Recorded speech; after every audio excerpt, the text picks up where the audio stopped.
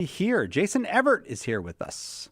Jason Evert, of course, has spoken to millions of people around the world about living a pure and chaste life, a life that comports with the plan of God for us. He's also a best-selling author of more than 15 books, including How to Find Your Soulmate Without Losing Your Soul. He and his wife, Kristalina, run the Chastity Project. Its website, chastity.com.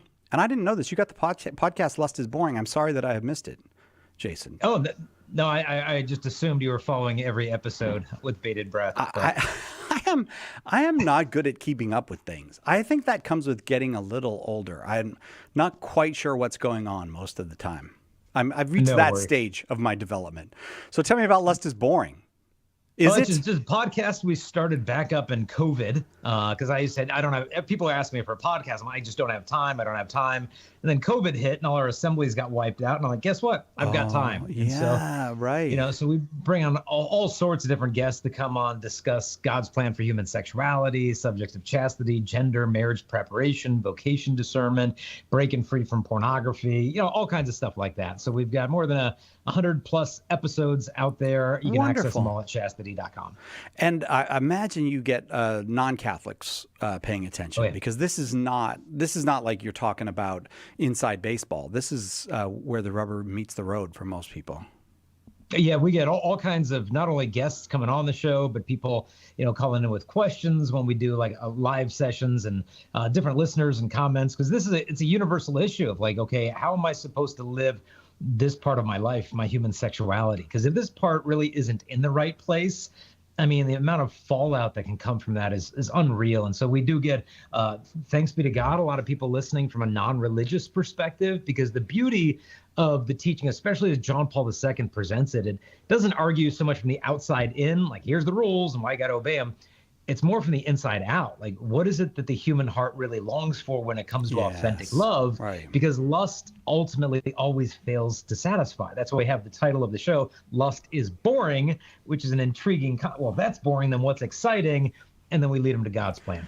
If you want to talk with Jason, 888-3187-884, 888-3187-884. We always talk about chastity with Jason, but it is a wide open area of discussion. Maybe you'd like some help with what to teach in your classroom, what to share with your children, how to overcome obstacles in your own life to living a chaste life. You are welcome to call 888-318-7884. And I have to say, I've told you this before, Jason, that you are the most sensible person I know on the whole new transgender, people say ideology. I don't know even what words to use. I just don't want to push people's buttons, but the whole transgender thing, let's say thing, you are the most sensible person on it. So now we just had this election here in the U.S., and a lot of people on the other side than I would consider myself, people who would say that my views are anti-trans or something,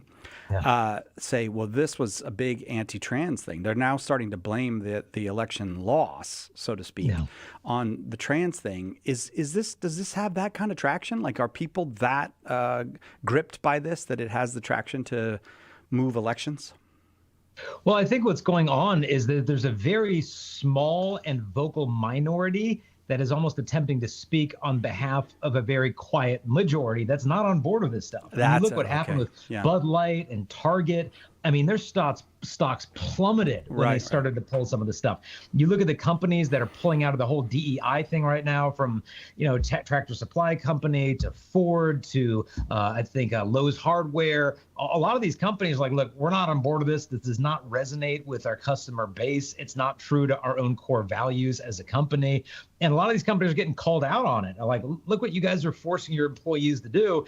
And so corporate America is starting to back off. We're seeing the pendulum swing back, but I think it's swung so far to one side, it's going to come back more like a wrecking ball than a pendulum in terms of the lawsuits and things like that. Yes, and I mean, I suppose that's part of the.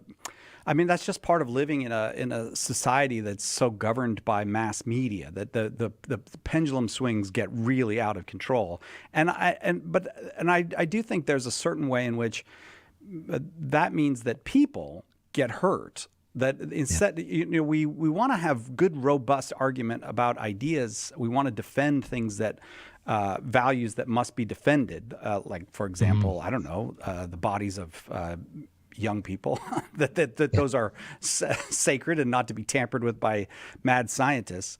But I don't know what to make of the thing that, like, I saw a guy on TV. I think a lot of people saw this. He said men shouldn't be playing in women's sports, or I think he even said biological men shouldn't be. I don't know what there's something other than a biological man. There's not I don't know. Yeah. There's not a digital man or something.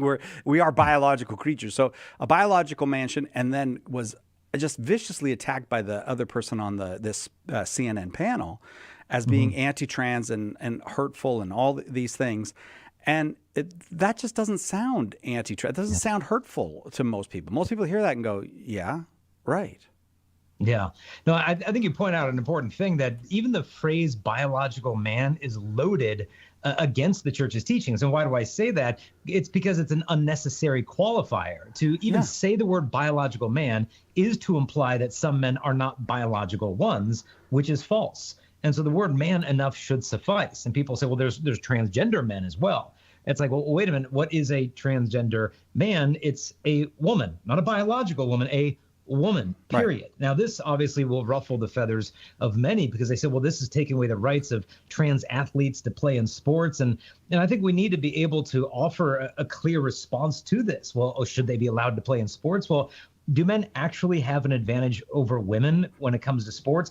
Absolutely. I mean, the average male has 36% more lean muscle mass than women do. 95% of men have a grip strength that's stronger than 90% of women. Our hearts are bigger, which allow us to pump about 33% more blood per heartbeat to the muscles. Our diaphragm is lower, which enlarges our lung capacity so we can breathe more. We have more hemoglobin in our blood. And just by taking a little testosterone suppressing drugs is not going to offset the fact that our bones articulate differently. Our bones are stronger. Our ligaments as men are stronger. That's why girls are 5 times as likely to rupture their ACL as men are, because we have different ligament strength. And so you look at any sport, and the whole point of fair athletics is to have divisions. And mixed martial arts, they've got like a dozen different weight classes. And if you miss weight by like 8 ounces in a heavyweight bout, that's like 265-pound men fighting, and you miss weight by 8 ounces, you're disqualified. I mean, from winning the championship belt. That gives you an unfair advantage. I mean, in swimming, you can't even use the wrong kind of fabric, or it gives you an unnecessary advantage. Boxing, the gloves have to be the same weight. And so there's no psychological status that would override these realities of biology or equipment. And so we've got to realize that the ultimate point isn't trans athletes, it's men competing in women's sports. Because to be fair, you don't compete against another person's internal sense of identity. You compete against that person's body. Yeah. And so, you know, they deserve to be in sports, but I think the bodies need to compete with bodies, not identities against bodies. Well, what's going to happen, though? Because it does seem like this does seem to me, Jason, to be one of those things where a certain, I don't even know how to describe it, but a media, government, university decision got made. Like, we're all going this direction. All the fish in the school turned at the same moment. And now they're way over there, and the rest of us are still over here. I don't know how that gets resolved, because a lot of the people in that school of fish that just followed along are actually government officials who are making people's lives very difficult. Teachers in schools, city workers, because the people above them are just they went for this foolish idea. Yeah, well, it just takes a couple people to speak up. Look at people like Riley Gaines. I mean, there's another women's swim team where they allowed a male athlete to join the team, and the girl's like, we're out. If you want a women's swim team to be comprised of a man who identifies as a woman, that can be your entire team. We're not in this thing. We're not going to play the game. And so it's not because they hate this individual. It's because for the sake of fairness. I mean, girls are losing college scholarships because athletes who identify as women are taking those spots instead. I mean, you look at, there was a couple of years ago, a 15U soccer team, which means kids that are 15 years old or younger, beat the women's United States national soccer team in Dallas. And so it was 15-year-old boys beat the women's World Cup soccer team. And so the fact is, yeah, the milk is spilt out and they don't know how to put it back in. I mean, Right. USA Powerlifting lost a lawsuit that now allows men to compete in women's powerlifting sports. But the nonsense of that is I would have the world record among women in my age and weight class and bench press and deadlift if I simply identified as one. And so people are not on board with this. And the more that people just start up, speak up and get their voice, look, no, we don't hate you. We're not transphobic, hateful bigots. We just want to be honest and fair, that we need to defend the rights of women, because in the trans community, although this sounds a little harsh, who is going to stand up for the rights of women? The women who don't want to be one, or the men who do? And the answer is neither. And so we need to get our voice and speak up, not out of hate, but out of love. 888-318-7884 is the number. If you want to talk about all this that we have just been discussing, all the transgender stuff that is going on, you're welcome to. But Jason's happy to talk with you about anything having to do with human sexuality, with the theology of the body, with living a chaste life according to one's state in life. 888-318-7884 is the number. We got to take a quick break. We'll be right back with more Jason Everett on Catholic Answers Live. Catholic Answers Live. Underwriting for Catholic Answers Live is provided by Real Estate for Life. Real Estate for Life connects homebuyers and sellers to real estate agents while supporting pro-life organizations. On the web at realestateforlife.org. Underwriting for Catholic Answers Live is provided by Magnificat. Published monthly, Magnificat features texts of daily Mass, prayers, articles, meditations, art commentaries, and more, in step with the liturgical rhythm of the Church, on the web at magnificat.com. EWTN is now on Twitter. Get short, timely messages from EWTN on your computer or cell phone. It's easy to stay up to date on a wide variety of topics. Pro-life news, Vatican announcements, catechesis, apologetics, the latest EWTN programming, and more. You can link to EWTN on Twitter from our homepage or go to twitter.com/EWTN. At work, at home, at school, and on the road. Stay connected to your world with EWTN's Twitter page.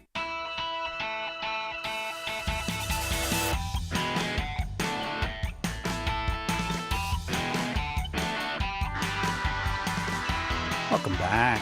Catholic Answers Live. I kind of know what Cyber Monday is. I kind of know what Cyber Monday is. And as I was telling my good friend Darren, I used to like Cyber Monday, but I don't like it anymore because it's gotten too commercial. That's a joke, Darren. Nothing. No, nothing. All right. But tomorrow's Giving Tuesday. And I just want to let you know, we'll take some calls for Jason Everett, but I want to remind you that it's Giving Tuesday, and we invite you to support us here at Catholic Answers in our mission to share the truth of the Catholic faith. But while you're thinking of us, please support your local Catholic radio station. They're the heroes in this story, those local Catholic radio stations and networks. Also support our good friends at EWTN. At least most of them are good friends. A few of them, but most of the people at EWTN, really good friends. They make it possible. Those radio stations, the EWTN network, all that, they make it possible for Catholic Answers Live to reach so many people. And together we're working to spread the gospel and make a difference. So don't forget us, please, tomorrow on Giving Tuesday. I want to second that too, because some of the listeners know, some may not, but I got my start at Catholic Answers. I worked there for 14 years, right out of college, Franciscan University. Carl Keating offered me an internship at San Diego to work at Catholic Answers. I'm like, hey, this is awesome. I get to do apologetics and surf on the weekends. Perfect.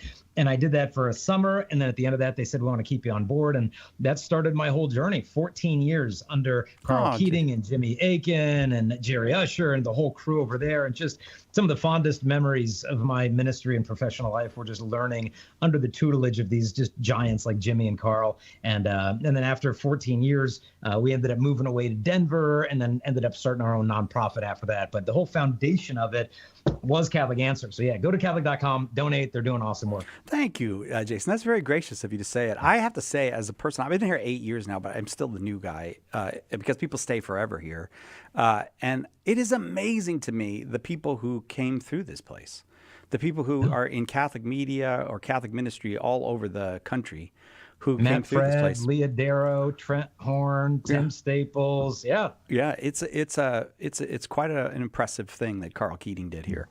All right, we got calls for Jason Everett. We're talking about chastity. We're talking about we're talking about sexuality. If you have questions in that regard, that's what Jason does. Helps folks with how can I teach my children to live in a chaste way? How can I maybe confront my own pornography problems? How can we make a difference socially? What kind of things should we be doing? Whatever your questions are having to do with chastity, you're welcome to call 888-318-7884. We'll start in Oklahoma today. John's in Oklahoma listening to EWTN on Channel 130, Sirius XM satellite radio. Go ahead, John, with your question for Jason. Hey guys. Before I give my question, I just want to recommend that everybody needs to pick up Cy Kellett's book, A Teacher of Strange Things. I just got into it, and let me tell you, Cy, it's an awesome book. I'm having the best day. I am having the best day today. That's very, very nice of you. Thank you, John.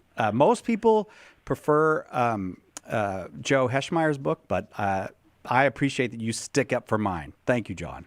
Well, no, I just wish you would have signed it before you got to send it to me. Oh, well, I will send you hang on. We'll send you a signed copy. Will you get his information, Thomas, when we're done? Yeah. Oh, yeah, you're definitely getting. I'll sign one of Joe's books and send it to you, too. Since Just sign them all and send them, huh? Since you made my day. All right, go ahead with your question, John. Okay, now here's my thing. Dealing with trans people or even gay people, they want to say, well, God made me this way. And my thing is, when I respond to them, I say, well, if you want to invoke God, you can't ignore the fact that God is perfect in his creation. But by you saying that, you're saying that God isn't perfect in his creation and what he does by wanting to change who you are and what you are and what your attraction should be towards the opposite sex. And is that about how I should go about it? Yeah, I mean, a couple ways we can approach. I mean, the first thing we need to look at is the language that we use. And so if we're talking about a trans person, a gay person, we're already veering from Catholic anthropology because our personhood is not rooted in our sexual attractions or in our experience of gender dysphoria. It's much more accurate to speak about a person who experiences same-sex attractions or a person who experiences gender dysphoria rather than cementing their feeling into their identity. And so calling someone a gay person cements their sexual attractions into their very identity. Calling someone a trans person takes gender dysphoria and makes it not simply an experience, but an identity. And so I think we need to be first careful on how, because we're going to lose the battle if the linguistics we're losing before the battle even begins. And so a person who experiences same-sex attractions, a person who identifies as trans, is it right to say that they were, quote unquote, born that way? A couple of thoughts. One, I remember years ago, Lady Gaga came out with an album, and on the front of it, it said "Born This Way," and she had the head of a woman with his hair like the mane of a lion, and she's screaming, and then she has the body of a motorcycle, and it says "Born This Way." And your first inclination is like, well, I would certainly hope not, right? And so what I mean by this is a lot of times what we do in our culture is we forget the full picture of what it means to be human. John Paul II gave us this image of a triptych. And what that meant is who we were at the beginning in the Garden of Eden, before original sin, there's original unity and harmony and all that. Then with the fall came concupiscence, our darkened intellect, our weakened wills, our disordered appetites. But we're now redeemed by Christ. We're in this period of historical man right now. And then the final era of man is eschatological man, who will be glorified bodies and soul with God for all eternity. That, as those three panels, is the full picture of man. But we historically are kind of dropped into the middle of the scenario. It's walking into a movie 45 minutes into it and trying to figure out who's the good guy, the bad guy. And so if I walk into humanity right in the middle and say, oh, I experienced this, God must have made me this way, it's confusing original man with historical man, saying whatever inclinations I have must be God-given. Therefore, I'm entitled to act upon them. But if I were to make a little chart throughout the course of the next month of every sexual impulse that I experience in the next 30 days, and I just make a hash mark, what percentage of those do you think would actually be ethical to act upon? Probably like 1% of the 99% of all of the experiences and attractions I feel would be ethical to act upon. And so if we were to think, well, if I feel this, I must be this and I must act out on this, it's to miss out that we do, all of us, have darkened intellects, weakened wills, and disordered appetites. And people say, well, it could be a genetic thing. Well, people might have a genetic predisposition towards alcoholism or anger, but it doesn't mean that I'm entitled to act out that way because I might have these various impulses. So I would try to approach it that way, in a gentle way, to say, hey, this is the full picture of man, not just our fallen inclinations. And your attractions aren't your identity. I mean, if I, when Cy introduced me, our guest today is Jason, and he didn't say, and he's straight. It's like, wait a minute. Like, no, like, yeah, I'm exclusively attracted to women, but if I'm a book, that's on page 57. It's not the cover story. So I think what we've got to try to do is restore their identity as beloved sons and daughters in God. That is who they are. Their attractions or their gender dysphoria are something they experience. Well, and another response they'd like to come back with is, okay, well, if God's so perfect, then explain hermaphrodites, which we know is just a small percentage of medical, cases of people being born with both genitalia. But how do you explain that? Yeah, well, disorders of sexual development, such as the one you mentioned, ovotesticular disorder, is exceptionally rare. There's only been 500 documented cases in all of medical history of that. But even in those cases, only one of the gonads will actually be functional. There are 0 cases of any individual who can fertilize themselves. This is a disorder of sexual development, just as there are disorders of respiratory development, disorders of cardiac development. There are children born with 3 fingers instead of 10 fingers. But the fact is that all of creation has been subject to original sin of the fall. It impacted all of it. And so the fact is there is disease, there is corruption, there are disorders of development, but these things do not constitute a third or fourth sex. And an important thing to bring up is if they say, well, look, transgenderism is a real thing because some people have, disorders of sexual development. What you want to say is, well, wait a minute, are you arguing that we should look to the body to reveal the truth of the human person? This is the opposite of gender theory. Gender theory says, no, the body doesn't reveal the person. And so it's a very poor argument on their behalf because the vast majority of people who identify as trans do not have any ambiguous genitalia. In fact, it's the very lack of ambiguity in their body sexuality that they're dysphoric about. And the vast majority of people who have intersex conditions do not identify as trans. And so these are 2 completely separate issues. And to commingle them like that is really making a poor argument on their side. Thanks, John. Appreciate the call. Hang on. I think it'll be a minute before Thomas can get to you because he's got to take another call. But we'll get you a signed copy of one of Joe Heschmeyer's book and of my book, A Teacher of Strange Things. And also, I kid around, but it is very nice to hear nice things said, and I'm very grateful for the kind comments. The number is 888-318-7884. We're talking chastity with Jason Evert. His website is chastity.com. You should check that out. One of the things you'll find there is that Jason's going to be speaking right here in San Diego. What is it, a week from today? Or it's December 8th. So, yeah, Feast of the Immaculate Conception, St. Charles Borromeo Parish over there in Point Loma. I used to live a couple blocks away from there. But yeah, it's going to be an event called Purified for teenagers. It's going to be a chastity talk and their parents. And then after the chastity talk, we'll have a talk on the whole subject of gender, followed by a time of Eucharistic adoration with the sacrament of reconciliation. And so bring the whole family, ages 13 and up. Please spread the word. If you just go to chastity.com, you can get information on that. You just click on the events section. But yeah, next week, December 8th, I think at late afternoon, evening is when the presentation is right there in Point Loma. So bring as many people as you like. It'd be great to see everybody. Fun parish to see a speaker too, because the planes coming out of Lindbergh Field fly right over and they have to pause. It's fun to watch them have to. Have you spoken there before? You know about that? I don't believe I have. I've been to the parish many times. I haven't spoken there. Yeah, especially at Mass is hilarious there because you just got to stop in the middle of the reading sometimes. Although they've made those planes so much quieter than they used to be. Check out chastity.com to find out where Jason is about the St. Charles Borromeo talk, but all the places where Jason is out there speaking and sharing the message.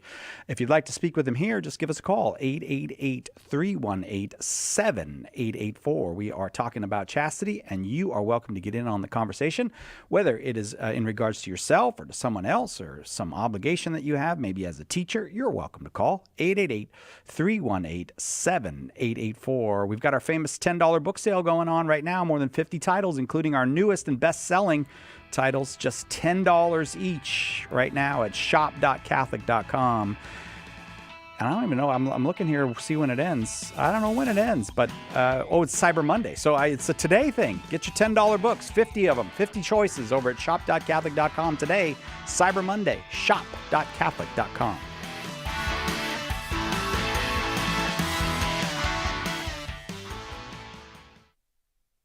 We hope that one of the things that we communicate here at Catholic Answers Live is that our Catholic faith allows us to be fully serious about all the problems we encounter in the church and in the world, but it also lets us have light hearts and maybe even mix in a bit of fun. And that is exactly what our good friend Joe Heschmeyer does in his popular podcast, Shameless Popery.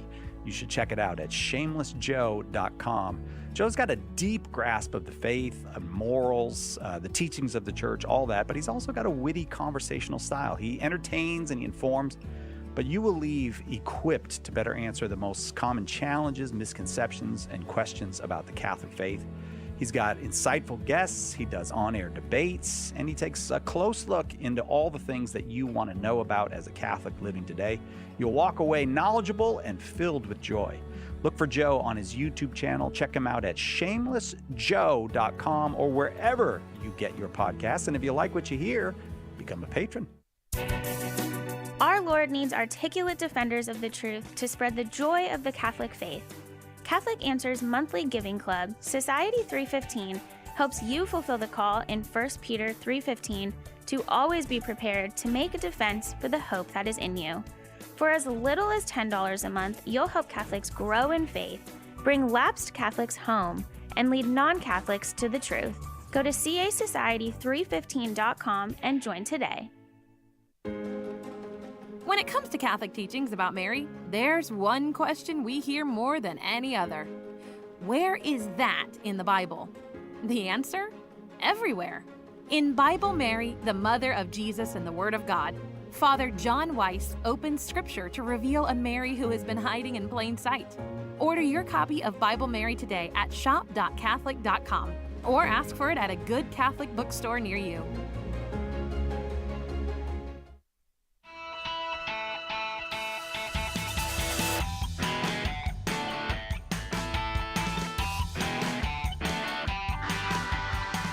Welcome back to Catholic Answers Live. I am Cy Kellett, your host. Jason Evert is our guest, and you know Jason from chastity.com, from all of the wonderful speaking and writing he has done, explaining the church's position and also the reasoned position on chastity, on purity, on love, and how all those things fit together. If you've got a question for Jason, you're welcome to call 888-318-7884, 888-318-7884. You got a pilgrimage coming up. Tell me about the pilgrimage that you got coming up.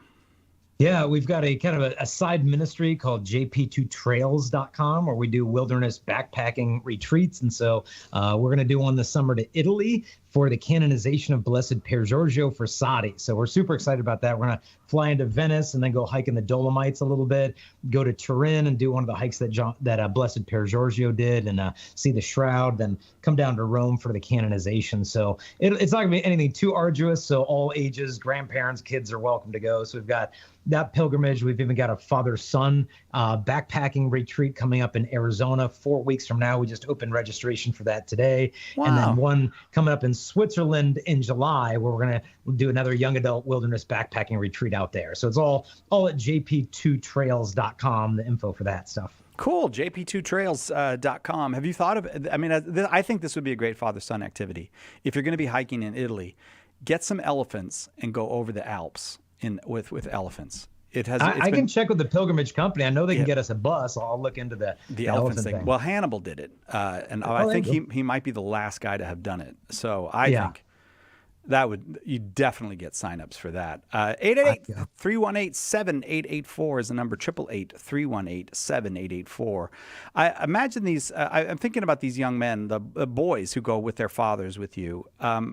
How afflicted are the young by pornography these days? Because my sense is this is that there would have been a time, I think, when if you brought 10-year-olds, 11-year-olds, 12-year-olds on a hike, you would assume a certain innocence. But I don't think you can assume that anymore, which is a tragic, horrible loss.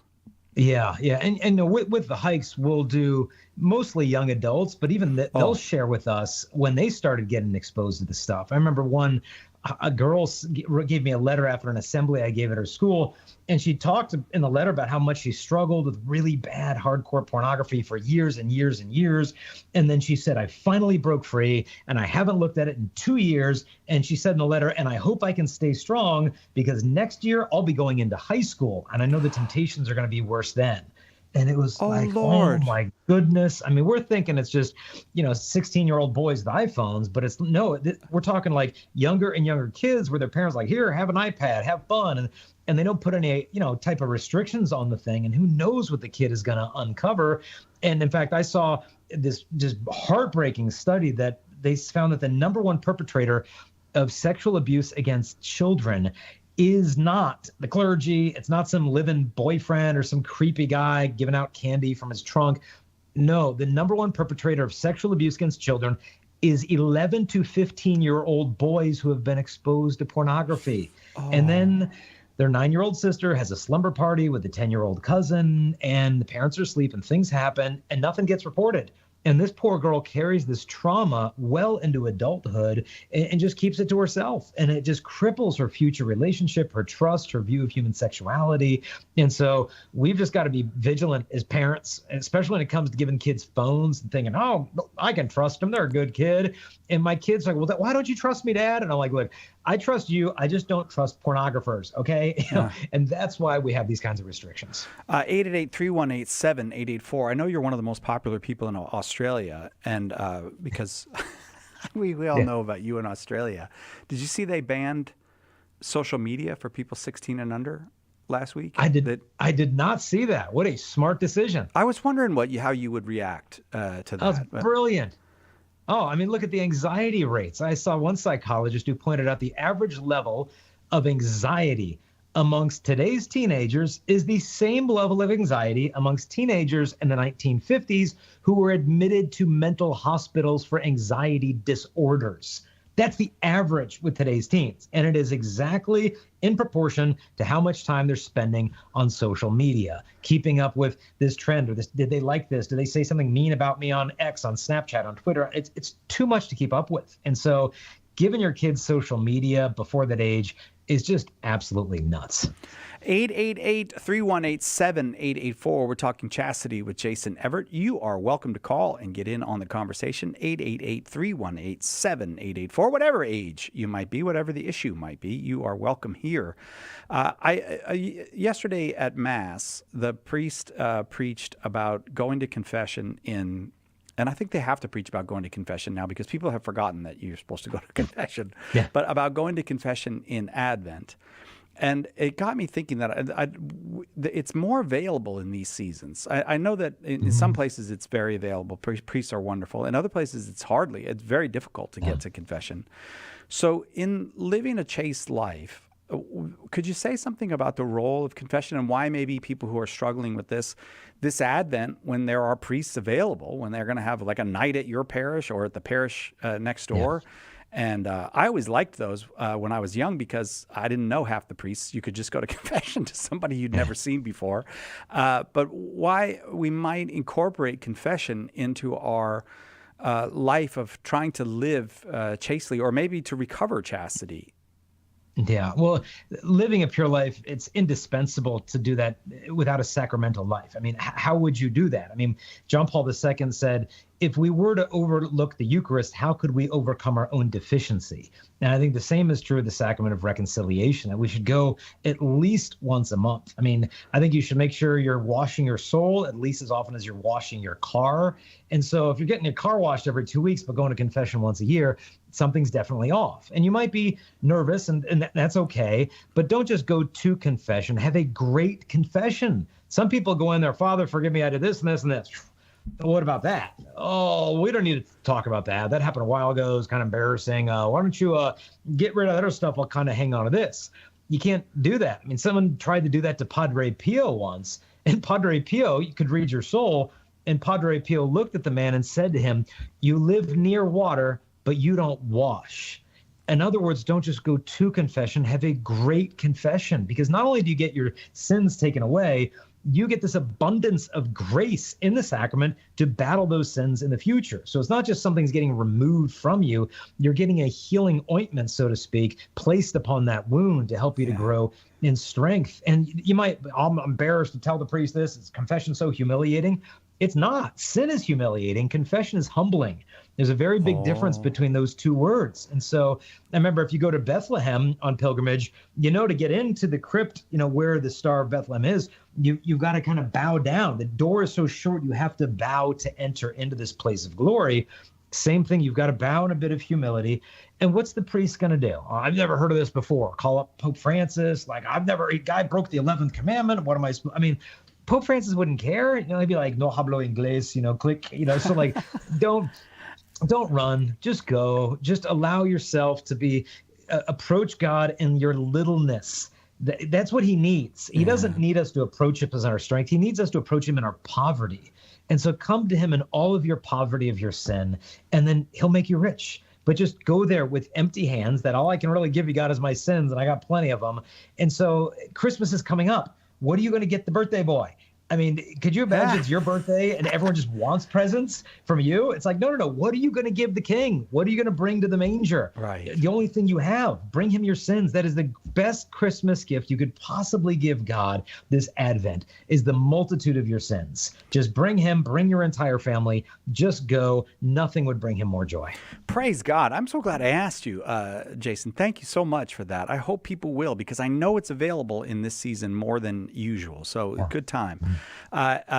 Derek's in Phoenix watching on Twitter. It's not X, Thomas. Don't write X. We don't say X around here. It's still Twitter. We're old. Derek, go ahead with your question for Jason. Hey, Jason, it's not a question. Years ago, you had posted on, it actually was Twitter at the time, about St. Bernadette's Church reopening. And you put some pictures. I went to the first Mass that it had opened up because of that post. And Really? I'm not Catholic yet, but I'm on my way into the church and have spent tons of time there, go to Mass there regularly, meet with Father Klein, and just that one. I wasn't even following you, but you just opened the world of Catholicism from one tweet about a beautiful church. So I just want to say thank you. Oh, well, if you see me after Mass someday, grab me. I mean, we typically would go to Sunday morning Mass at 10 o'clock there. But anybody in Arizona, go to this thing, St. Bernadette's Church, Scottsdale, Arizona. I mean, sometimes in a church, you might get the architecture. Sometimes you might get the music. Sometimes you might get the preaching. Do you know what happens when you get all three in their grand slam? This place. I mean, Father Klein, he's my spiritual director, the pastor there. And the first homily he gave at the new church, he said, I feel like I'm just preaching to a bunch of necks, because everybody was just staring up at the frescoes on the ceiling, just getting distracted into prayer. And so it's a breathtakingly beautiful church, the altar rail, the sacred polyphony. And like I said, you just show, and that you show up, and that's the faith. That's the beauty of it. And so I encourage you to just keep on coming. They've got a great, as you know, Eucharistic Adoration Chapel there. They've got confessions, 6 or 7 days a week. I mean, you get their morning Mass, confession lines before the 8 o'clock Mass. Boom. You show up there Saturday, lines down. I mean, you make the sacrament available and people come. And so, I mean, we're talking 2 priests every day of the week hearing confessions first thing in the morning. So the priests know the importance of the sacraments, and the faithful just pick it up. Derek, what a great call. Thank you so much for calling. Absolutely. Thanks so much, guys. All right. We have to, unbelievably, we have to take a break. But that means it's perfect time for you to call if you've got a question for Jason Evert. I do not know what Cyber Monday has done to the phones, but we have not had loads of calls today. I think I don't know what the deals must be, these Cyber Monday deals that are keeping people away from Catholic Answers Live. But that means there's one right now. You can get in and talk with Jason Evert, which is usually quite a bit harder to do. 888-318-7884. Let us help you with your question today on Catholic Answers Live. EWTN is everywhere. EWTN radio programming is provided free of charge to over 500 domestic and international AM and FM radio stations. It's a great teaching tool for Catholics and non-Catholics alike. For a complete list of EWTN AM and FM stations across America, visit EWTNradio.net. At the bottom of the page, click Affiliates. EWTN is the Global Catholic Network. Who was the first Catholic in your family? Were they evangelized by a friend, a coworker, a stranger? Did you ever think that you could be that person that God uses to save a soul? And that soul could save their family, their grandchildren, and generations to come. At St. Paul Street Evangelization, a Catholic nonprofit, we train, equip, and mobilize Catholic disciples to do the urgent work of evangelization. Catholic Answers is supported in part by St. Paul Street Evangelization, streetevangelization.com.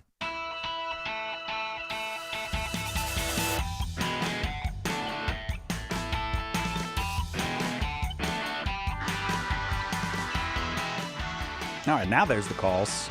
So I got to get right to callers. 888-318-7884, the number. Jason Everett, our guest. Davis is in New England listening on Catholic.com. That's our website, Catholic.com. Davis, welcome. Go ahead with your question for Jason.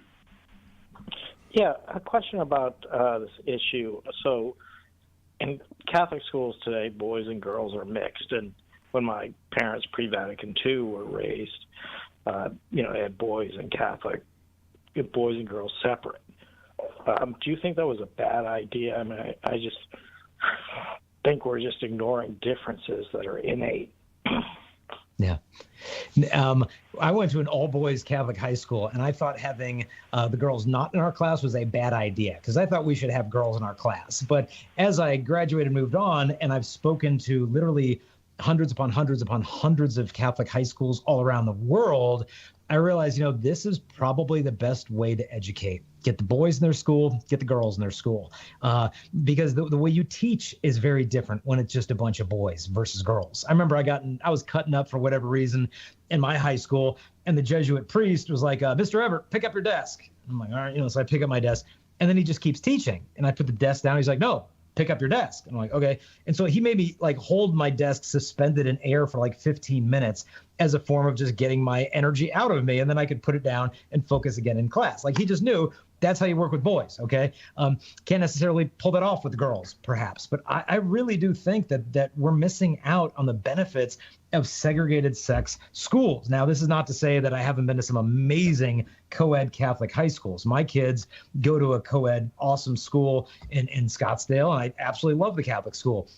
But I really think it does grant you some benefits. I met a elderly Monsignor who lived in the Philadelphia area, and he said, when I grew up, he said, my high school was 7,000 boys. And he said, and every teacher was a priest. He said, we had 176 priests on campus, and that's just the way it was. And it's like, wow, a high school with 7,000 boys and 176 priests teaching those boys less than a century ago. And now our Catholic schools are struggling to keep the doors open, and they're shipping in students from overseas just to keep the attendance roll going. And so we've lost a bit of our way, I think. But I do agree with you. I think there's some serious benefits in having the girls taught in their style and the boys taught in their style separately. Thanks, Davis. Thanks very much for the call. I'll tell you what, I got a lot of folks that called in. I haven't got any screened yet. I'm just going to play roulette. You want to play a little phone roulette? We haven't done that in a while. Let's go for it. All right. I'm going to go to, let's see, line 5. Oh, hey, you're on the air with Jason Everett. You want to give us your name? Yes, you. Yep. Wow. This is Columba. Hi, Columba. Go ahead with your question. To be on the air. Oh, we're happy to have you. Hi. First of all, so grateful for your ministry, your and your wife's ministry. I am a faithful Catholic. Now I am. When I was growing up, I was all in on waiting until marriage and wanted to have a big family and all the rest. And kind of dreamed about what my Catholic, domestic church would be like. Mm-hmm. And didn't find the guy.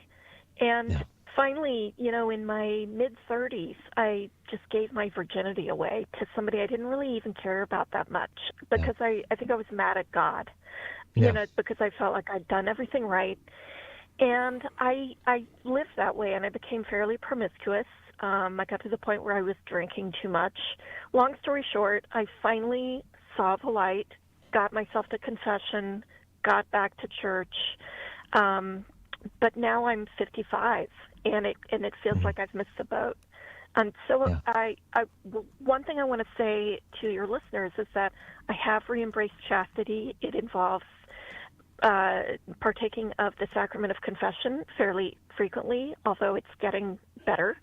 And I will say that has borne fruit in other areas of my life. My financial discipline is better. I've stopped drinking. I've become more fit. So it's interesting how when you get one part of your life in order, other parts fall into place. And I have a lot more peace now. But I wonder how to deal with the pain and the anger at having come along at this time in the culture. Okay. Yeah, thank you. No, very good question there. I think in terms of how to deal with the pain, first you had said you were mad at God for a while. I want to affirm it's okay to be mad at him. If you read the book of Psalms, a third of them are Psalms of lamentation, of like, God, why are you doing this? Like, how long are you going to make me wait? Have pity on me, oh God. You know, my only companion is darkness. And so these are really beautiful, authentic prayers I want to encourage you to find throughout the book of Psalms and speak those from your heart to God instead of stuffing our feelings. Now, if we want to get mad at God and then we try to break the commandments, we're not really breaking the commandments, we're breaking ourselves upon them. And so it's not really hurting God, although it does hurt the heart of the Father to see his children hurt. We're breaking ourselves upon these immovable commandments, and then we're left with a fallout. And so now you're at a point where I think the devil's main temptation to you is to just get you out of the present moment. In other words, the devil wants you to be anxious about the future, meaning, oh, gee, you know, maybe he's never going to come along, and maybe you're just going to grow old and alone and miserable. And what if this happens? What if that happens? He's going to want you to misuse the imaginative faculties of your intellect to start taking future evils that may never materialize and making them present today to burden yourself with. So he's going to tempt you to spend time in the future, and then he's going to also tempt you to go in the past. I shouldn't have done that. I couldn't have done that. What would my life be like if I hadn't done this and I hadn't done that? As long as the devil's got you in one of those two places, tomorrow or yesterday, he's got you. And it's just going to be overwhelming. So where the Holy Spirit is and where God wants you is just in the present moment of right here, that God will provide for you today. Live in that present moment and entrust that and surrender it to God, because we don't even know if we've got tomorrow. All we know is that we've got today. Live with him in that present moment. If you're still open to a vocation to marriage, there's plenty of people in their 50s and 60s and 70s and 80s who are looking, and 40s, looking for a future spouse. Maybe some who've been widowed, some who've just never found the right person or went through an annulment. A lot of people are finding each other on these Catholic dating websites like Catholic Singles or Catholic Match or Ave Maria Singles or CatholicChemistry.com. There's some good ones out there, and you do a little searching. And I just did a Zoom call yesterday with a Catholic Singles group, and tons of the people on the call were in their 40s and 50s and looking and hoping. And so if you feel that God may be calling you to that vocation, keep your heart open to that. But just get out of yesterday, get out of tomorrow, live in the present moment and trust. And so whenever you're like, God, but I don't understand, God says to you, I don't need you to understand. I just need you to trust. And so give him your trust and live in the present moment and receive the gift of peace that he wants to give you that's yours for the taking today. And so as difficult it might be to be tempted to beat yourself over the head with the past and have anxious about the future, live with Christ today. Check out, if you're still open to the vocation, some of those online Catholic dating websites, and you never know what might happen. Columba, thank you. Now that all the lines are full, I'm going to keep moving, but thank you so much for the call. I hope that was helpful to you. Jen is right out here in California listening to EWTN on Channel 130 Sirius XM satellite radio. Jen, go ahead with your question. I had the question, sounds similar to what the other caller was talking about. But I had grown up and going to high school in California, and I was not very chaste, and that's the way I got my husband. I was mistaken between what love was and what lust was. Mm-hmm. And so now that I have an annulment and God's giving me another chance, I went through still believing that that's what I was with men, but then I started to ask Jesus for help because I want to see Jesus more than I want to get married again. Mm-hmm. All right. Oh. And the only way I can do that is to let go of the past. So I went to my priest, and he gave me the chastity prayer for St. Augustine. Mm-hmm. And anytime I had any kind of problems, and plus he also gave me a very good-looking boyfriend. So it was quite challenging, but we both prayed. And so I'm still chaste. I don't have the boyfriend anymore. But you're still praying the chastity. Yes, if I have, especially when I have challenges or I'm at adoration. Yes. Praise I God. thank Jesus for giving me that prayer. Jason? Yeah, and to keep those standards high, because one of the functions of chastity is not only to free us to love and make a gift of ourselves, it frees us to know if we're authentically being loved. Because if we put that standard out there, and I've talked to enough seniors in their 60s and 70s and beyond who are like, yeah, I'm back in the dating pool, and I can't believe what these guys are expecting on the first date, and they're already 70 years old. You think they would have developed some virtue or character by the time they got this age, but I guess not. Keep those standards high as heaven, because if a guy's unwilling to be with you, if you won't do those things with him, it shows you that it's not you that he desires, but the pleasure that he's trying to get from you. And so chastity will bring a man's intentions right up to the surface, because if you show him these are my values, he should celebrate that and be like, that's awesome. Now you're even more attractive to me. Those are my values too. That's the reaction you want, instead of a guy who gets whiny and petulant and distant and angry and pouty because you won't fulfill his needs. That's a real red flag. Like, okay, it's not my job to be this guy's mother or his messiah. If he's not on board with chastity, he's not the right guy for me. Jen, thanks. I'm going to try to go quick to get everybody on that I can with Jason. Andrew, if you could be quick with your question, we can probably get you an answer. Okay. Yep. Hey, Jason. This is Andrew. I heard you talk live in the middle of Kansas last year, and in that talk, you talked about, kind of two wrong answers to a question of fitting a kid's personality to their body and their body to their personality. Mm-hmm. I have a 4-year-old and 3-year-old daughter, and just thinking through, how do I walk the line of girls are different than boys?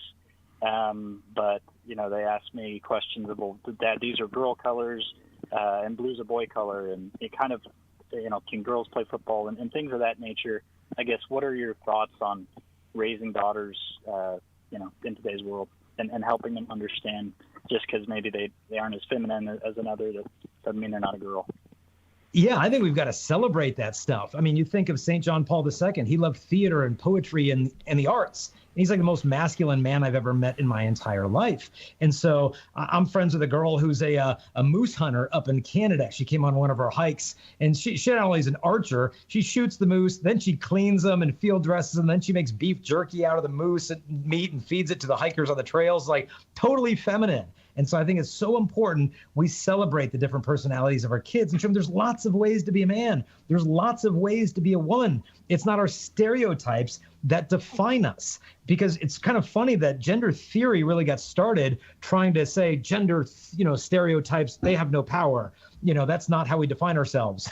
But then now we're completely surgically defining ourselves by our stereotypes. It's kind of it's almost like a snake who started swallowing his tail and then now reached its head and doesn't know what to do with itself. And so I think, affirm. If your daughter likes to climb trees, climb a tree with her. So that to me is the answer.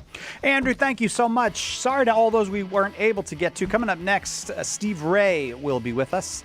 And we're going to talk with Steve about negotiating those family situations with maybe you're Catholic and some of the family's Protestant, and how do you have those conversations? Or maybe it goes the other way. Steve, I've been on both sides of that conversation, sometimes of that argument. We'll try to make it not an argument, but a conversation. Hang on for Steve Ray. Jason Everett has been our guest this hour. Jason, thank you very much. It's always a great hour with you. Thanks for having me on site. Go to chastity.com if you want to find about that talk next week here in San Diego, or about any of the talks or pilgrimages or backpacking trips or elephant rides that Jason Everett is undertaking. Chastity.com. Right back with more after this.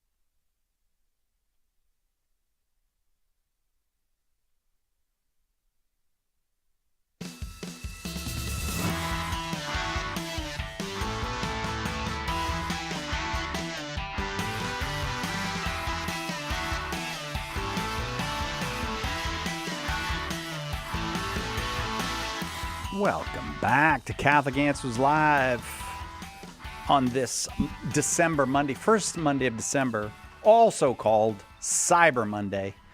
And I believe it's because in memory of the day that the cyborgs took over. Is that what we're celebrating, when Skynet took over the Earth and we all became enslaved to the machines? I think that might be what we're doing today on Cyber Monday. Again, another great hour for you. Steve Ray is here with us. We're going to talk about dealing with non-Catholic family and friends in a positive way over this holiday. You might find some folks would want to challenge you on your Catholic faith. Others want to enter into discussions that might be more like debates or even arguments. Heaven forfend. And Steve is here to help us with that. 888-318-7884 is the number. 888-318-7884. If you fit the description, you are welcome to call 888-318-7884. Steve Ray, he was raised a devout Baptist, as a matter of fact, in a devout Baptist family. After an in-depth study of the writings of the Church Fathers, Steve and his wife both became Catholic. Their whole family is Catholic now. He's the host of the popular award-winning film series on salvation history, The Footprints of God. He's also the author of a bunch of best-selling books, including Crossing the Tiber and St. John's Gospel. And he takes people on pilgrimage, most especially to the Holy Land, but to many holy places. Steve Ray, thanks for being here with us. Well, you're very welcome. I'm always happy to join you, Cy. And I'm impressed that you are not off somewhere in the world. Are you between pilgrimages right now? We got back just a couple of weeks ago from Italy, Turkey, and Greece. We did a St. Paul cruise. Oh, nice. And we had 130 people on that trip. And we hit like 15, 20 biblical sites. It was a great trip. Wow. But with Israel kind of closed down right now because of the war going on, yeah, I've lost 16 trips, 16 trips to the Holy Land. Many of them already sold out, but we'll get back. Yeah. Hoping to go in March. I'm really hoping that we're going to have what we're going to call a flash pilgrimage. That anybody wants to jump in and be the first one back to the Holy Land when it's safer than ever and when there's no lines or crowds in March. I'm waiting a few more weeks to announce it. And then in April, we have a great trip to Poland where we're actually going to celebrate Divine Mercy Sunday, the very Sunday, at the Chapel of Divine Mercy with the sisters. I remember that one, yeah. CatholicConvert.com. That's where you go. Yeah. Catholic. So we're in between right now. So you caught me at home this time. I'll tell you what, though, I wouldn't mind doing that Footsteps of St. Paul one, though. That just sounds fantastic. I mean, St. Paul suffered so much and endured so much in his many labors for the Lord. But the Lord gave him a really nice neighborhood to do all those things in. A really nice neighborhood. Well, there were some really nice places he went, but it was tough too. Yeah. 2 Corinthians chapter 11, he goes through a whole catalog of his sufferings. I know, right. And if you wanted to know, I explain it. I give talks, and I did a whole documentary movie on St. Paul in 6 countries. And I just say, if you wanted to see how much St. Paul suffered for Christ, all you had to do was say, Paul, take off your shirt. Right. And you would see all the scars from the whipping and the beatings. And he says, I bear the brand of Christ Jesus on my body. The great St. Paul. That it just does sound like a wonderful a trek to go in the footsteps of St. Paul. There. Let me just ask you this, and then I'm going to go to phones. And if you want to talk about how to have these conversations, maybe we'll get into the rules of conversing between non-Catholic and Catholic family members and friends, especially during these holidays. It's a great time to remember how to make those conversations charitable and fruitful, and not just shedding heat instead of light. 888-318-7884 is the number. 888-318-7884. But since you know a lot, Steve, do you think that Paul ever made it over to Spain? Or do you think yes. you didn't? You do? You think you got there? Oh yeah, it's quite certain because that was his goal. He was released from prison. He was under house arrest. He was released and out about 4 or 5 years before then he was rearrested and killed by Nero. And many of the early writers, including Clement of Rome, who wrote before 100 AD, talked about him getting to Spain and going to the farthest reaches of Spain. Oh, but I think he was driven.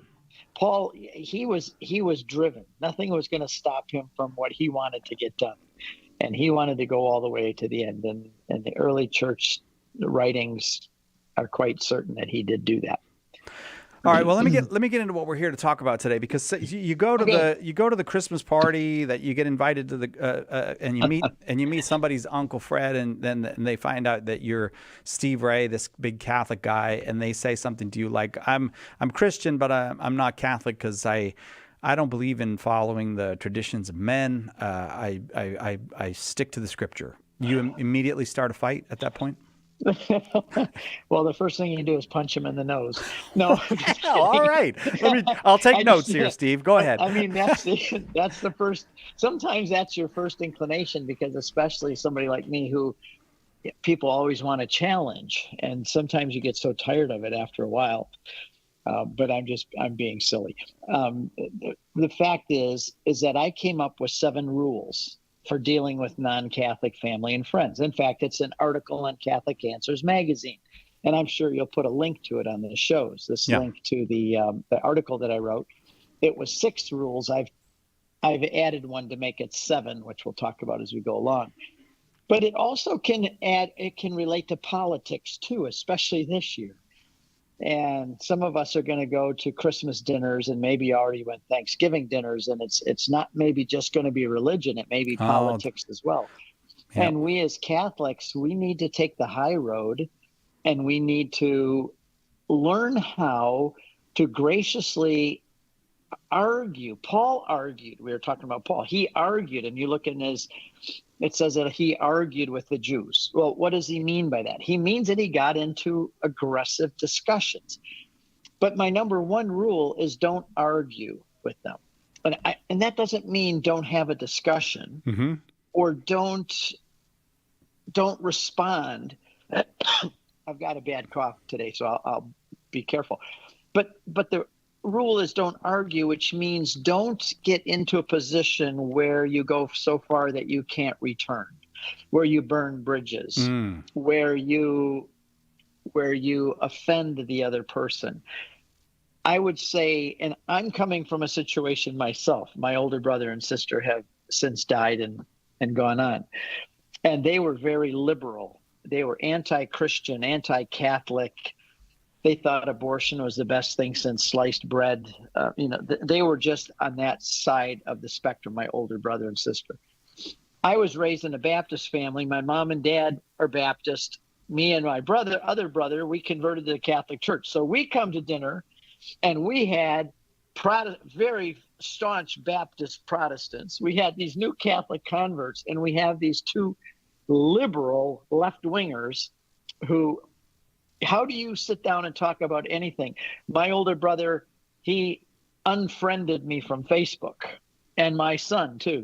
He unfriended us because he said we always talk about politics and religion, and he says and he would send us things that we said, look, we don't want to see that kind of stuff you sent. It was not always. It was kind of like what your first show was about, and we'd say, don't send that to us. I mean, yeah. Those are somebody's daughters, but this is so I've learned these things the hard way. I've learned these things through the fire of experience in my own family. And so I came up with these 7 rules to help us Catholics dealing with people who are maybe Protestant or Muslim or Mormon or Baptist or whatever they are, because we have to take the high road. Our goal is to get people to heaven with us. I'm going to try and take as many people to heaven with me as I can. And the number 1s on my list are my own family. I want them to be there, and I want to be a good influence. So we have to take that high road, and sometimes you can win a battle. You and I can get in an argument, and I may win that argument and make you look like a skunk in front of everybody. But guess what? I lost the war because I lost his soul. I've lost the chance to ever come back and talk to him again in a charitable way because I made an enemy. So and I've learned that the hard way too, Si. When I first became a Christian at 17 years old, I'd been raised as a Baptist, but at 17, I gave my life to Christ. And the first thing I had to do was tell everybody they were sinners and going to hell, and it didn't go over well.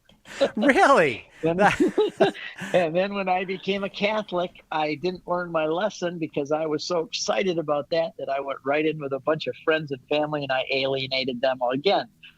So I've learned these things the hard way. I'm an old man now. I'm 70 this year. So I've learned a lot and I've mellowed out.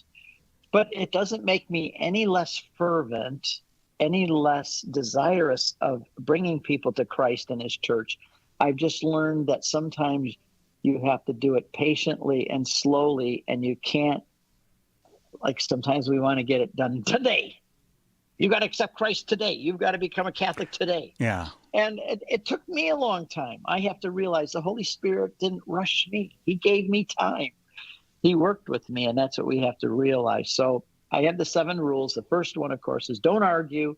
It means don't get into fights. Don't get into discussions that are going to burn bridges. Always be ready to have a measured, sane, charitable discussion, but don't let it go beyond that. My mother would get all upset if we started arguing. So I'd say to my older brother, Bob, this is not something we got to do here. I'd always be the one to stop it. I say, we shouldn't do this here with Mom and everybody else. She made a nice dinner for all of us. If you want to talk about these issues, to me, Christmas dinner is not the time to do it. Let's get together next week for a cup of coffee or a glass of wine, and we'll talk then. Let's keep this family meal civil out of respect for Mom and Dad, if nothing else. And so many, many times, that's how I stopped an argument from getting heated to the point where we would have burned each other. But you're not cutting off the conversation there. You're saying, look, this is not a Christmas dinner conversation. But I want to talk to you about this. But it's just not, because it's not going to end well if we discuss this at Christmas dinner. And they knew, all of our family knew that we loved each other. And there were times where it did get heated, and we would apologize to each other. Sometimes it took my brother a week or two. But we would. So you're right. It's not saying I'm not going to talk to you about this. In fact, they knew I wanted to talk to them about it. They knew that I cared. Not only did I love them, but I loved the truth and what I knew to be true, and I wanted to share it with them, and they knew that. And which is one of the reasons why they would come after me sometimes. But you're right. This is not for a Christmas discussion. You know, a lot of times this happens too, not just for Christmas or Easter, but it happens with a husband and a wife. Say the husband goes in his study and he's reading and comes and announces to his wife, hey, guess what? I've decided I'm going to be Catholic. And his poor wife hasn't, she's very evangelical. And she's like, you just stood with your head like, what? Yeah. Like, where'd this come from? What are you talking about? And so I always tell husbands too, if you're becoming Catholic, your wife did, be very careful about getting into arguments with each other. Always respect your wife's brains. Respect her as a person. Don't go off on your own and study it and then come back and announce to her or start arguing with her. The best thing to do in a husband and wife or husband or parents and a child who's decided to go become a Baptist or something else is to don't argue with them, but to love them and be willing to discuss it, but on their terms in a sense, because when you get to family, it's very fragile. It's easy to talk to somebody on the street. It's easy to talk to somebody at work. When you get to your own family, that gets really touchy. And we have to be very, very careful with family because that is where we're going to live with them the rest of our life. Steve Ray's our guest. We've got the 7. The article is 6, but Steve's got 7 for us today. Rules for dealing with non-Catholic family and friends in these situations. We got through the first one and into the second one a little bit, so we've got more to go. But I already have a question. I almost a challenge, but I'll ask it when we come back, Steve. And I'll leave this. By the way, there are some lines open: 888-318-7884. And I am going to get to the folks who are on the line, but I want to ask you this when we come back. I do think sometimes we get this feeling like somebody says something, I don't know, about about the faith or something, and we feel that we have to defend the faith, and And so that we have a conflict. Am I supposed to keep the peace at this point, or am I supposed to defend the faith at this point? I just want to ask you about how you make that decision at the family party where your mother just cooked all day. Right after this, 888-318-7884. There's only one Catholic Answers Live. Are you a coffee drinker? If so, you can now enjoy a coffee roasted to perfection by the Carmelite monks of Wyoming. Delicious Mystic Monk coffee is roasted and prepared by monks in a hidden cloistered monastery and is available in over 25 varieties. All Mystic Monk coffees are works of perfection and labors of love. For more information on how to purchase Mystic Monk coffee, visit mysticmonkcoffee.com. That's mysticmonkcoffee.com. This is Father Ramil Fajardo. Dear friends, if we understand the power of radio, then we can understand that the gospel can be made very real, very convincing, powerful enough to send shockwaves throughout the whole country and indeed the whole world. Catholic radio is necessary in order that the gospel be sent throughout all the world, and most importantly, a convincing witness of Christ's presence here on earth. The world needs EWTN Catholic Radio, now more than ever.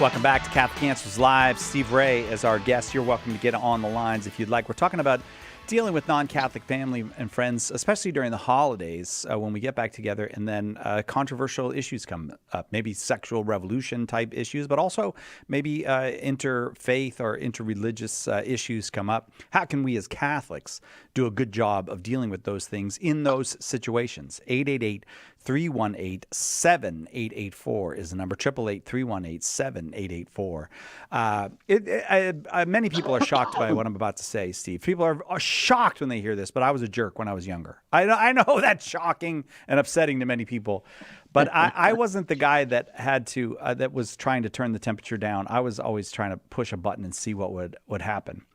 So I would like to not be that person anymore. I know that I still am, but I would like to not be that person anymore. But so somebody says something that's, I don't know, maybe a little bit provocative at the family dinner that they know. Look, they know, Steve, you believe in the Eucharist, and they make a crack about the cracker or something like that. Right. How do you deal with that in the situation? It's not that the two of you are in a car together driving to a fishing trip. You're in a room with dozens of other people. How do you deal with that?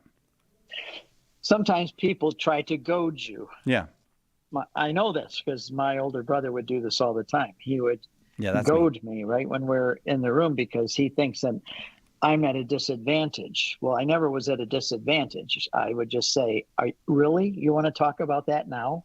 Oh. I said, I'm happy to talk to you about that, but really you think this is the appropriate time to make a comment like that? And then I would put him on the spot in the sense I'd embarrass him for having brought the topic even up. Right. And I'll say, do you really think this is the right time? Why would you bring that topic up now or say that here? You know my sentiments and you know what our family believes. Why would you take a poke at me here in front of everybody else? Unless you're trying to start something. And Bob, I love you, my brother. You're my brother. I love mom and dad. And this is a wonderful, joyous occasion. And I don't think that it's a good time to be poking at each other. So why don't we discuss that at a different time? And then I would change the subject and go on to talk about something else. In a way, you can embarrass people for doing that without obviously embarrassing them, but let them know that they were out of line and that would be a gracious way to do it. I told my brother, because he would bring up some stupid things at meals. And I'd say, Bob, if you're going to say something stupid or so contrary to what you know I believe to be true, I can't just let it go. I'm not going to let it fly over as though, okay, your statement wins the day. I have to respond, and I will respond, but just this isn't the place to do it.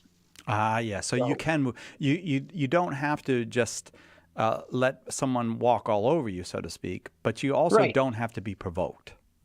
Right, and at that point, I would do something like get up and go get a refill on my beer or whatever, and I'd give my brother a hug on the way by and whisper in his ear, "Bob, I love you," and we don't agree on everything, but I just want you to know I love you, and I'd hug him, and then I'd walk away, and that'd be the end of the discussion for that Christmas dinner.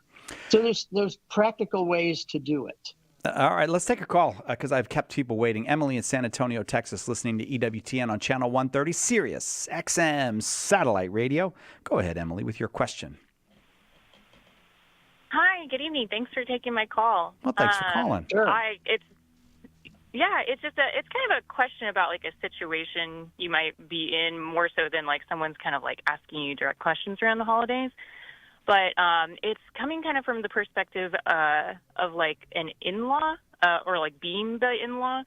So I'm a cradle Catholic. My husband, he's a revert to the faith, but like the rest of his family hasn't, or like they're still non-denominational. And I will just say from the start, I absolutely love them. Like I struggled. I married into such a wonderful family.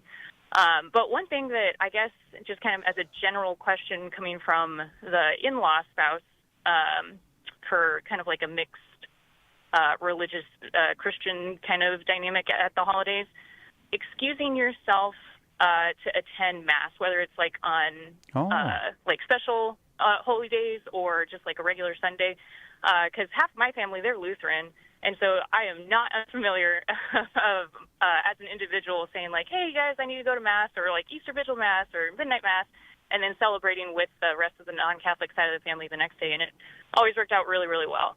But kind of adding this extra half of the family into the dynamic, like I don't want to overstep my bounds, with my in-laws. And so kind of leaving it up to my spouse. But I'm sure that can be kind of awkward for them, especially if they're just reverting back to the faith or stuff like that. I don't know if you have any like general dynamic advice for that.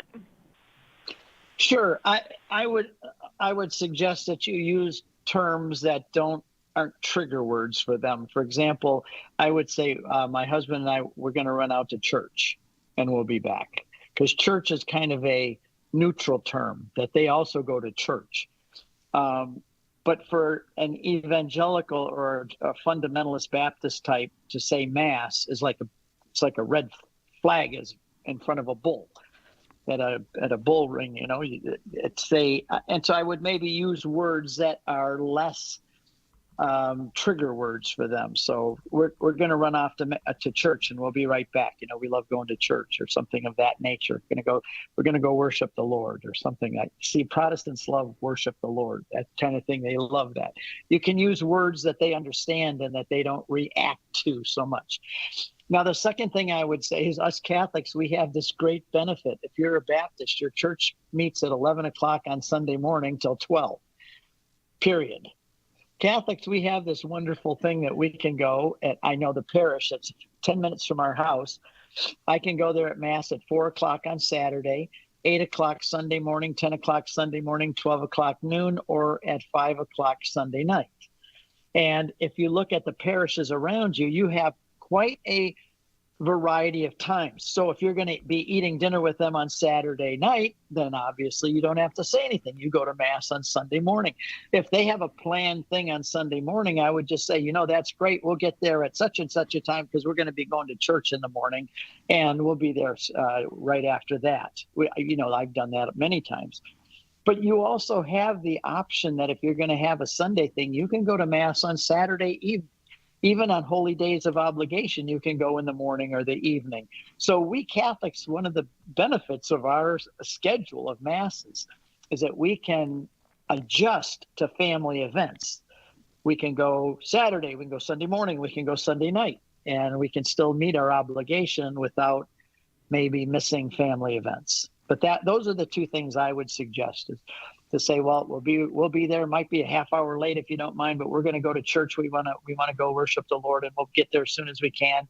But then adjust, go to Mass at times that don't conflict with the family gathering. What do you think, Emily?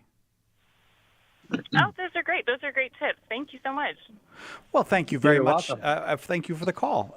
Great to get to talk with you. I don't have time to take another call before we go to the break, but if you'd like to call, we will take more calls after the break. Steve Ray is our guest, 888-318-7884. I will tell you this before we go to the break. Tomorrow is Giving Tuesday, and we invite you to support Catholic Answers in our mission to share the truth of the Catholic faith. But while you're thinking of us, don't forget to support your local Catholic radio stations and networks. They are just doing the Lord. Well, they're doing the Lord's work. That's the truth, and they need your support. Yep. Also, our friends at EWTN who make all of this possibles. I think they make it possible. I don't know how I got to possibles.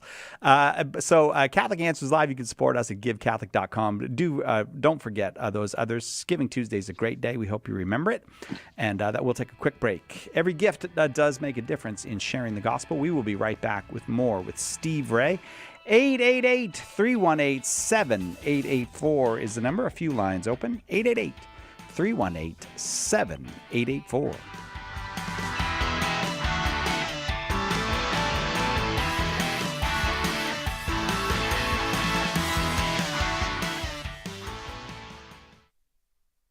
Deepen your connection to the Church's holy days and seasons while you draw on the wisdom of the Church Fathers. Feasts of Our Fathers, the new book from Mike Aquilina and Adam Lucas, is a treasury of history, prayers, insights, and lessons that will bring you closer to the earliest of Catholic traditions. Take your prayer life and your solidarity with the Church, past and present, to a new level. Order your copy of Feasts of Our Fathers today at shop.catholic.com.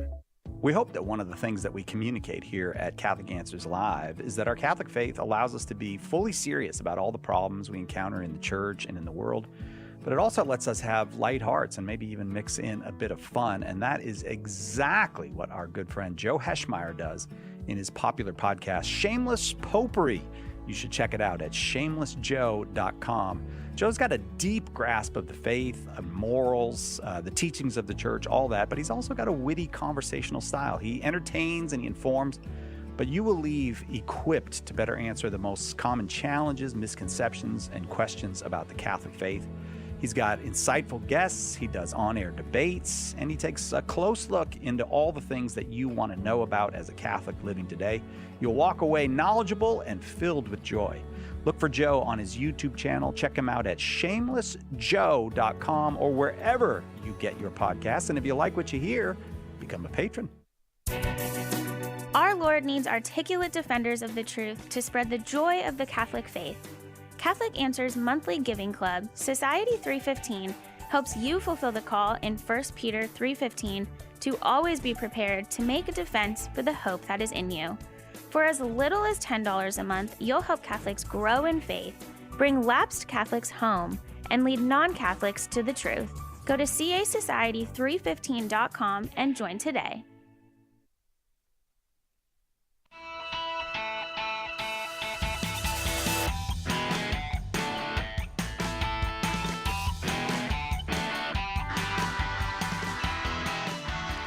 Welcome back to Catholic Answers Live. Steve Ray is a convert to the Catholic faith. You can find his work and also find out about all the pilgrimages coming up at CatholicConvert.com, CatholicConvert.com. We're talking about his rules for dealing with non-Catholic family and friends when you get to those holiday family gatherings that are coming up. The first one was don't argue, and it's important, so we spent a lot of time on it, but there's more. You did move from don't argue into loving and being loving. You even talked about that with your relationship with your brother. But give us some more on your list of 7 things. Okay, number 2 is love them more than ever, because love is an argument you can't argue with. And nobody's going to listen to you if you don't first love them. Why should they care what you think if you don't care about them? It's not just a matter of arguing. It's a matter of relations with people. And if you love them, they will be concerned about what you think and what you say because they know you love them first. Okay, so that's number 2. Number 3 is to educate yourself. Just imagine your daughter leaves the Catholic Church and she goes out and becomes a secular atheist. 20 years later, she comes back and asks, has lunch and just drops the bomb. Mom, why do you guys believe that Jesus' real presence is in the Eucharist? It always, to me, tasted like bread and wine. Why do you believe that it's his real body and blood? And what happens if you say, I don't know? You've got 20 years. You should have been preparing yourself with the hope that someday she's going to ask you that question. So we as Catholics should be educating ourselves on some of the basic things, especially if we know there are issues with our family or friends. Those things are the big issues. Or I left the Catholic Church because I'm not going to let some pope in Rome tell me what to do. Or usually those arguments usually, Asaya, are moral issues below the belt. And they just make the excuse, I don't want the pope to tell me what I can do. The real argument is something they want to do and they don't want anybody to tell them they can't. But educate yourself is number 3, just to learn the basics so that when somebody asks you, you can answer. And if you don't know, there's no shame in saying, I don't know, but that's a good question. Let me get back with you on that. There's no shame in that. Yeah. And if they ask a question you don't know, just say, that's a really good question. I don't know. I don't know how to explain it, but let me get back with you on that because I know there's a good answer. So that's number 3 is educate yourself. Number 4 is pray and make sacrifices. And I don't mean a platitude. Oh, we'll pray for you. We often say that as Catholics, and then the question is, do we really do it? But when we pray and sacrifice, there was somebody in our family that decided they weren't going to be Catholic anymore, and members of our family decided to pray and make sacrifices. And a while later, that family member came back and said, I know what you guys are doing. You are sacrificing and praying for me. You guys don't play fair. They knew what we were doing, and they knew that it worked. And they knew that it was those prayers and sacrifices that brought them back. So to really do pray and make sacrifice. In fact, I know that we got to go to another question, but I would say to pray in this way. Take a piece of paper, draw 2 lines down the center from the top to the bottom. On the far right side, put on there, my request to God. In the second column, you put the date that you asked. And then in the third column, you say, God, as soon as you answer my prayer, I'm going to put a thank you over here with the date that you answered the prayer. And hold him accountable. And I say that with tongue in cheek, but he said, if you pray, it'll be done for you. If you knock, it'll be open. And he tells us about the unjust judge, the woman who went to the judge and knocked on his door, and he was sleeping, and he said, go away, I'm sleeping. And she just kept knocking and knocking until he finally came down and gave her what she needed, not because he was a good judge, but because she was driving him crazy. So I say, God, Jesus told us this parable that we should be persistent. So, okay, knock on God's door all the time. Never let him forget that you asked him this. Yeah. And say, as soon as you answer it, I'm going to put the thank you and the date over here in the right-hand column. And if we did those with prayers, I think we'd be amazed at how God answers them. So number 4 is to pray and make sacrifices and really do it. These are 7 rules for dealing with non-Catholic family and friends especially when things become argumentative or heated or challenging at the holidays or any other time that the family gathers. But I have to say number 5 is my favorite of all of them, and it is the easiest thing to neglect. But can you just share a little bit about number 5? Number 5 is, in 2 words, display joy. Be joyful. Nobody wants to even be around a grouchy Catholic. Oftentimes we get very rigid about things and very upset about certain things going on in the church. And we talk about the negative things going on. And we're upset about this and we're upset about that. And do you hear what happened in the Vatican? And my priest did this. And the homily was way too long this Sunday. Well, who wants to be in your church then? Who wants to be like you? My dad, on the other hand, he was a good Baptist. He was a convert from being a pagan to becoming a Baptist. And my dad just loved everybody. He was so joyful and so happy all the time. He would say, I'm just full of the joy of the Lord today. The Lord's just blessing me up and down. And I'm just so full of the joy. And he'd burst into a hymn. And people all wanted to be like my dad. They wanted to be around my mom and dad. They wanted to be like my dad. And my dad brought so many people to Christ because He was joyful. And so if we want to reach people in our family and our friends, we're not going to get anywhere if we're grouchy and negative and complaining, but we will be like honey if we're joyful and happy.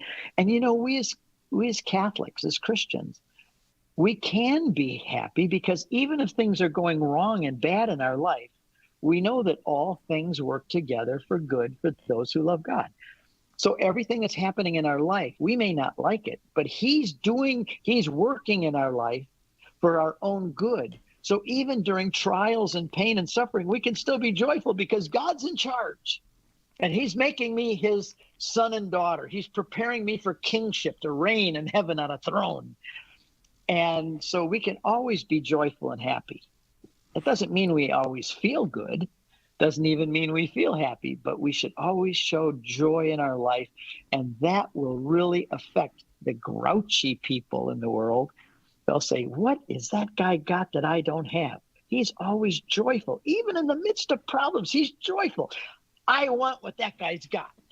Amen to that. Amen to that. Let's take a call. I start talking with Steve and then I don't take the calls. Let's go to Scott in Idaho, listening on 88.3 FM. Scott, welcome. Go ahead with your question for Steve Ray. Yes, thank you. So we're saved by the death of Jesus, salvation in Jesus. And my question is, are we saved by grace, or are we saved by works, or a combination of both? Well, I don't know how that has to do with the topic that we're discussing today of how we relate to family and friends during the holidays and showing the joy of the Lord and so on. But we're saved by, it's very easy. The Catholic gospel is summed up in Acts chapter 16, verse 31. Believe on the Lord Jesus Christ and you will be saved, you and your household. That's the Catholic gospel in one sentence. So the way that we're saved is by faith in Christ. There's not a thing I can do to earn my salvation with Christ. When I stand before God, there's not a Catholic I know that would stand in front of God and say, hey, God, you owe me. We did so many good works down on earth. You owe me. You're obligated to me because I did a lot of good works. Us Catholics, our attitude is when we stand before God, we're going to have one word on our tongue, and it's going to be mercy. Please have mercy based on your grace. And that's how Catholics believe we get saved. And I'll tell you what, I'm going to say thanks, Scott. Thank you for the question. We got to take a quick break and be back with more with Steve Ray. We've got two more of his, shall we, not really secrets, but two more of the steps, the rules for dealing with non-Catholic family and friends in these challenging situations. We've gotten through 5 of them, which I can review for you. Don't argue. There's a better way than just getting in a fight with somebody, especially when your mom spent all day cooking or someone else in the family did. Or we owe people when we are in these social situations, and we, out of respect to them, we shouldn't turn things into a fight. But also love more than ever. Educate yourself. Be ready for these questions. Pray and offer sacrifices for everyone, and display joy. Those were the first 5. There's 2 more to come. Steve Ray is our guest. 888-318-7884 is our number. It's all about the truth. Catholic Answers Live. Underwriting for Catholic Answers Live is provided by Real Estate for Life. Real Estate for Life connects home buyers and sellers to real estate agents while supporting pro-life organizations. On the web at realestateforlife.org. Hi, this is Mike Aquilino with a few words about St. Ambrose. Ambrose was governor of the province that included the administrative capital of the Roman Empire. He was a powerful man, but the Catholic people of Milan thought he would make a good bishop, so they made their opinion known, and the emperor confirmed it. Ambrose then set an example forever of what a bishop should be: firm, fearless, and loyal to Jesus. The Catechism defines evangelization as the proclamation of Christ and his gospel by word and the testimony of life. But what does that look like in real life? It looks like St. Paul street evangelists out in the public square, sharing the good news. We're a Catholic nonprofit that starts conversations by handing out free sacramentals. Then we employ our method of listen, befriend, proclaim, and invite. Catholic Answers is supported in part by St. Paul Street Evangelization. Visit streetevangelization.com to learn more.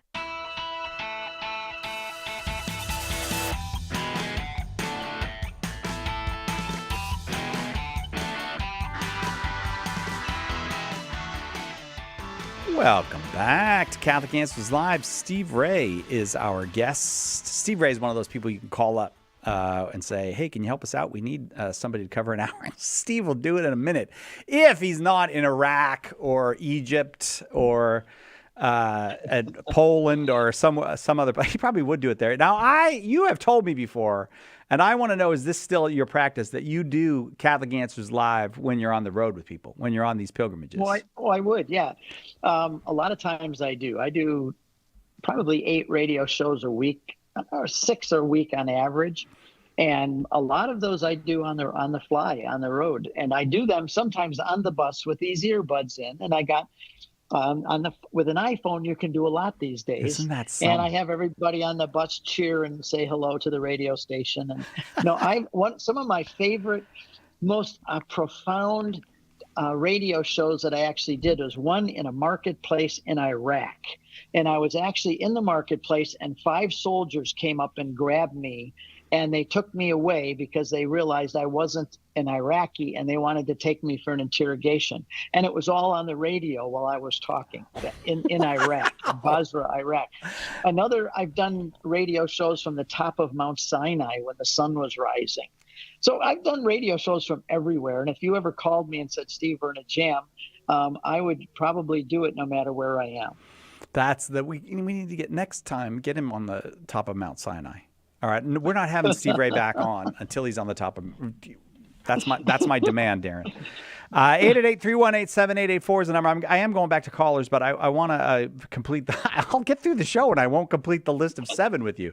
7 rules for conversation with non-Catholic family and friends, especially when sensitive topics come up. We got to 5 of them. Give us the last 2, Steve. Okay, now this list is on my website at CatholicConvert.com. If you go to my blog, it's up there today and tomorrow, and I'm sure you'll probably put them on your site. But it's also an article in Catholic Answers magazine. That's where I first wrote it for you guys and for your magazine. But number 6 is an important one. It's be patient. Sometimes we are impatient. We want to see things done right now. We want to see that person believe in Christ right now and join the church right now. And we don't realize that it took me 39 years to discover the Catholic Church. I knew Jesus and I loved him and I loved the Bible, but he was patient with me. And when I was 39 years old, I think what he said is, Steve, when you were 17, I introduced myself to you and we've had a good relationship. But now that you're 39, I think it's time I introduce you to my family. Yeah. And I became Catholic. So we have to be patient with people, realize that God is not impatient with them. He gives them time. He works in their life with circumstances and situations to bring them, wooing them. It's like a lover, wooing them to himself. And he knows it takes time. You don't get a lover overnight. If you're going out to find a wife, you don't find a wife overnight. It takes time to find the right girl, woo her. And it could take time. Patience. When we're dealing with people that are different religion, different persuasion than us, who are maybe trying to fight against us, take the long term, take the long view. I'm going to do what God would do. I'm going to take the long view. I'm going to pray for them. I'm going to educate myself. I'm going to love them. All of these things I'm going to do and take the long term, be patient. And sometimes we may not even see the answer to our prayers in our lifetime. For our kids or our grandkids. Right. The answer to prayer may come after we've gone to be with the Lord, but we have to practice patience. Number 7, I think, is the most important one. Pray that God would bring somebody else into their life to influence them, because they're probably never going to listen to you. It's very difficult to persuade family members, especially about politics and religion. So what can you do? Well, it happened in our family. One member of our family was very much against us and what we were doing, and I knew they would never listen to us. So I prayed every day that God would bring somebody else into their life to influence them. It happened that they had a very good friend who was Catholic and they didn't even know it. And that friend told this relative of ours that she had just read the best book she'd ever read in her life.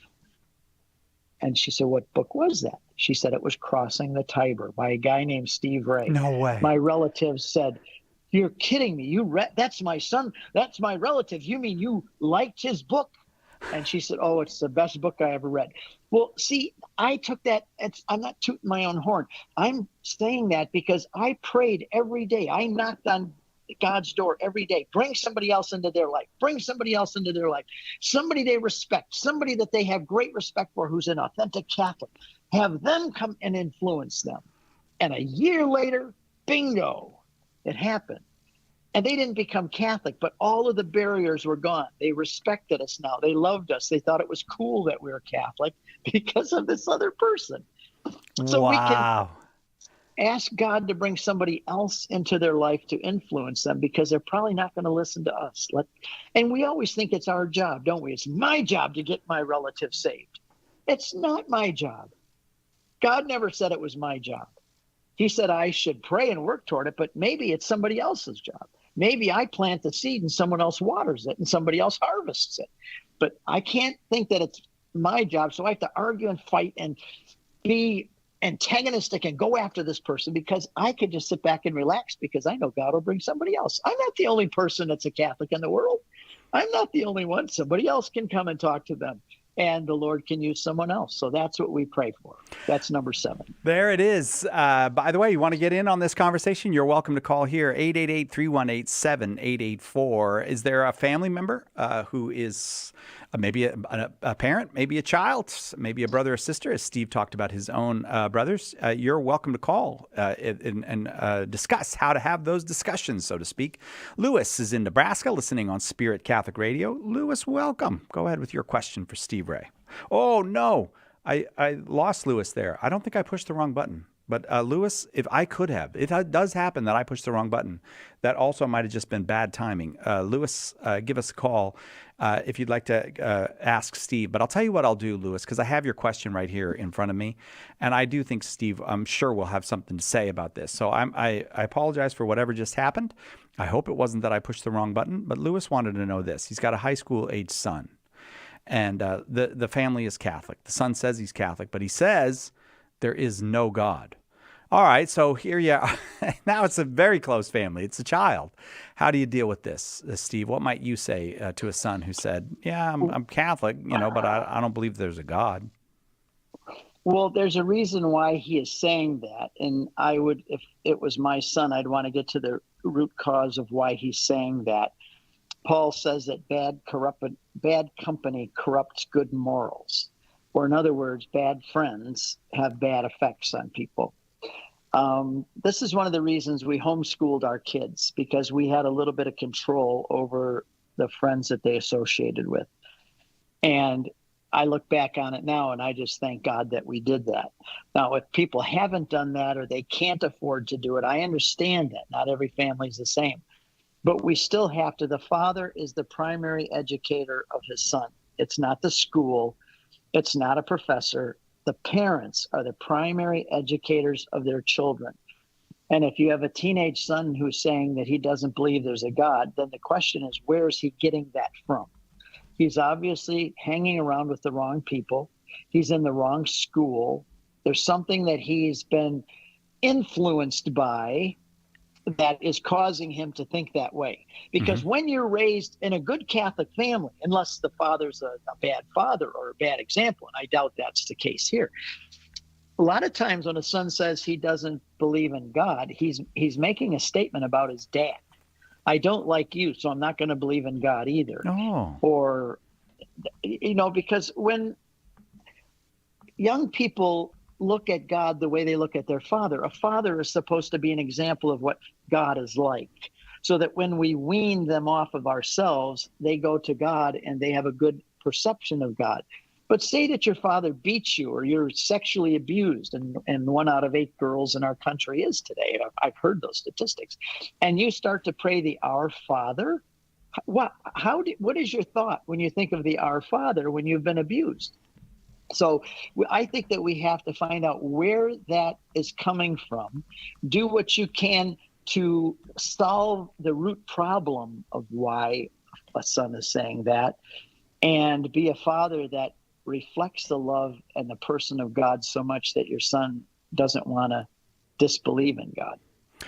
The number here is 888-318-7884. Steve Ray is our guest. We're talking about 7 rules for having those conversations with non-Catholic family and friends, sometimes challenging conversations. It is hard when you are first challenged. I mean, sometimes it's the kid, like the kid that in this scenario who says, I don't believe in God.